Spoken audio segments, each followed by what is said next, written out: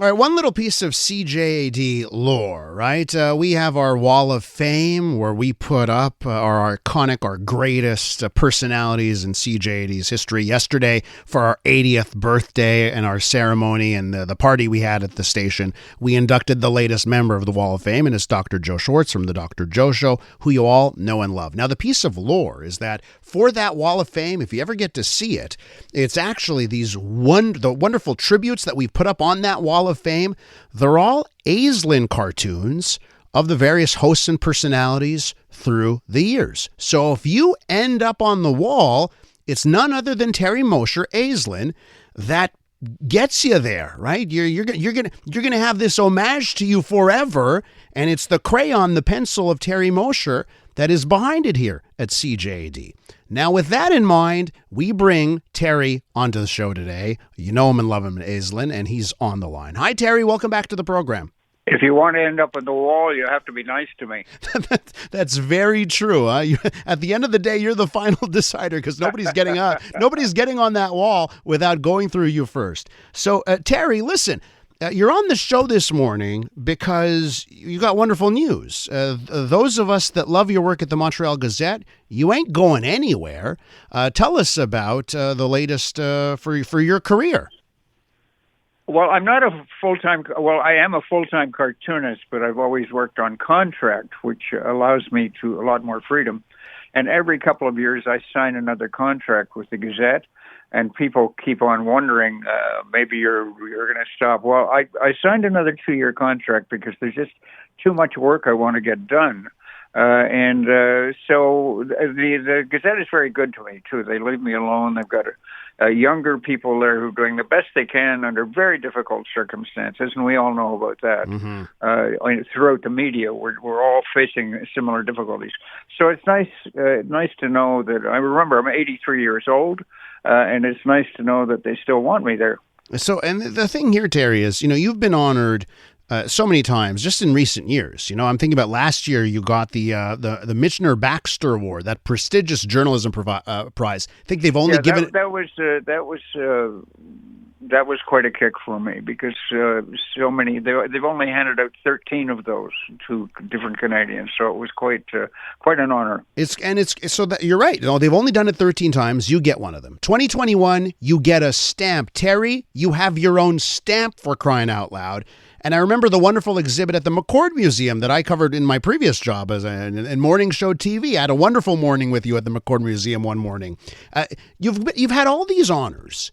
But the cartoonists, by the way, I should say nice things about the McCord because they have one of the finest collection of political cartoons in the country, mm-hmm. And they use them very well in different exhibitions. For example, they have an exhibition coming up of a 50-year anniversary of the Montreal Olympics. It opens next March. But I'm also doing a book, a 50-year anniversary look at the Olympics from a comic point of view. So we're kind of working in tandem with that. But they have a huge collection of mine, of Serge Chaplot, La Presse, Roland Pierre, so many classic cartoonists they have. And I think it's a real Montreal treasure that they have there. Well, your Expos book was so fantastic about all your Expos cartoons through the years. I can't wait to see the Olympics book because we all know how many jokes and how much fodder that was over the years. I guarantee you that parts of it are very, very funny, and also parts of the McCord exhibition are showing you sides that you may not, or people may not have known. By the way, they're younger people who obviously weren't even alive when the Olympics, but it's going to make a great gift or a visit to your mom and dad or your grandmother mm-hmm. and grandfather. So keep that in mind. So, Terry, listen, I got to ask you, all these awards and all these recognitions and museum exhibitions, but to me it seems like being able to continue to work at 85 and getting this, vote of confidence from the Gazette for another 2 years. You're going to be 85 after those 2 years. Like, I guess that's the greatest honor of all, that your work is still valued in this way. I have a theory on why cartoonists last a long time. For example, he doesn't like to mention it, but Serge Chaplot at La Presse just turned 80. Wow. But I shouldn't bring that up because he's a little more paranoid about it. I don't care. But the thing is, when they gave Serge the job, when they gave me the job, when they gave some of our favorite cartoonists in the United States the job, here's the secret. They gave us the job we wanted for the rest of our lives. I didn't want to be managing editor of the newspaper. I didn't want to be publisher. I just wanted to sit in my basement, often in slippers and my underwear, and draw cartoons of funny people. And I'm still doing it close to 60 years later. So I think there's an element of continuity with the job that goes. Also, people puzzle over how we work and what we do and that sort of thing. We don't tell them much. We keep them curious. Terry, most people would retire by now. What do you think keeps the juices flowing the way it does with you? I think two things: curiosity and enthusiasm. In other words, I still do the same things I did years and years ago. I wake up in the morning, have a cup of coffee, I make my wife a cup of tea, and then I start to digest all the news available, let that kick around, and then ideas, little sketches, ideas form. And I get up very early, so usually the cartoon is done and sent off to the Gazette by noon, even earlier sometimes.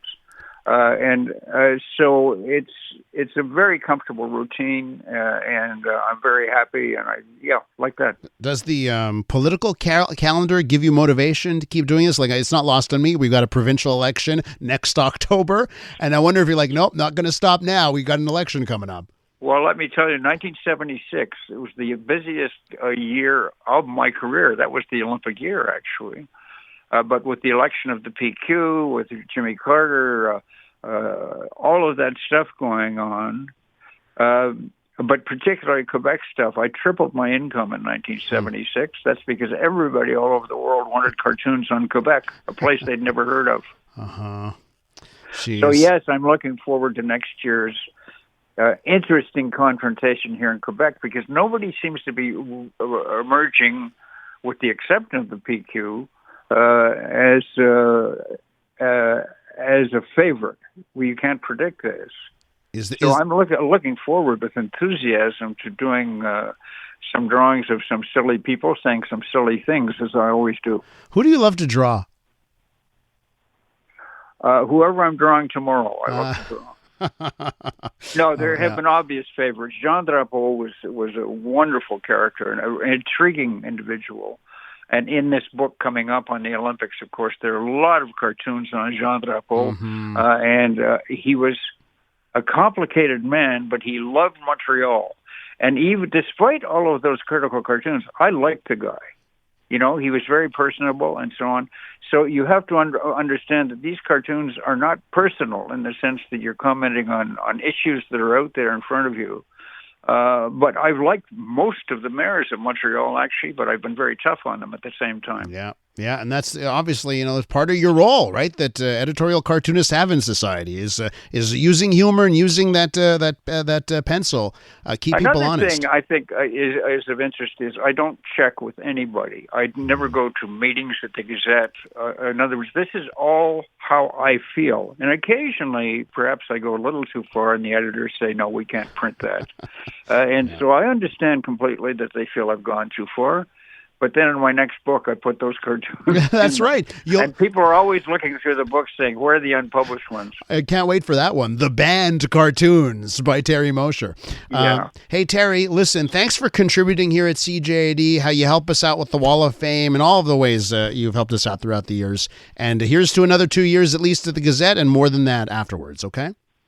Thanks very much. Thanks for doing this, by the way. You got it, Terry. I'll come in and talk to you about the Olympic book. Oh, I'd love that. That would be fantastic. We'll do that real soon. So Terry Mosher right there. You know him and love him as Aislin, cartoonist with the Montreal Gazette. We'll be back. We'll be at it at least for another 2 years with them. I'm Dylan Playfair. And I'm Tyler Smith. We're putting loneliness in the penalty box by talking to some of our favorite athletes about the importance of friendship. This is Bromance. Bromance is brought to you by Charm Diamond Centers, proudly Canadian-owned and operated. Charm has been part of your love stories and bromances for over 50 years. And you can find Bromance on the iHeartRadio network or wherever you get your podcasts.